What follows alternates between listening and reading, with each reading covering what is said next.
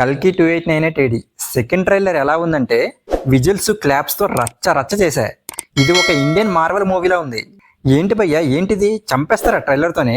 Hello all, welcome to my channel nomadic cinema.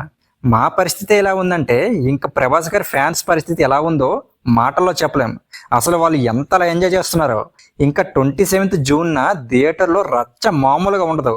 అసలు ట్రైలర్లో ఒక్కో షాటు మైండ్ పోతుంది లోపల. అసలు ట్రైలర్లో లాస్ట్లో వచ్చే బుజ్జి ట్రాన్స్ఫర్మేషన్ సీన్ అయితే అరాచకము. అసలు ఎవరు ఊహించుండరు బుజ్జి కారు ఇలా మారుతుందని. అందుకే బుజ్జి కారుకి ఎంత ఇంపార్టెన్స్ ఇచ్చారనిపిస్తుంది. నాకు తెలిసి ప్రభాస్ క్యారెక్టర్లో కూడా ఏదో సీక్రెట్ ఉందనిపిస్తుంది. ఖచ్చితంగా మూవీ క్లైమాక్స్లో మాత్రం సర్ప్రైజ్ ప్లాన్ చేశారనిపిస్తుంది. అలాంటి సర్ప్రైజ్ థియేటర్లో చూస్తే మస్తు మజా వస్తుంది. మహాభారత రిఫరెన్స్ సీన్స్ అయితే అద్దరిపోయేలా ఉన్నాయి.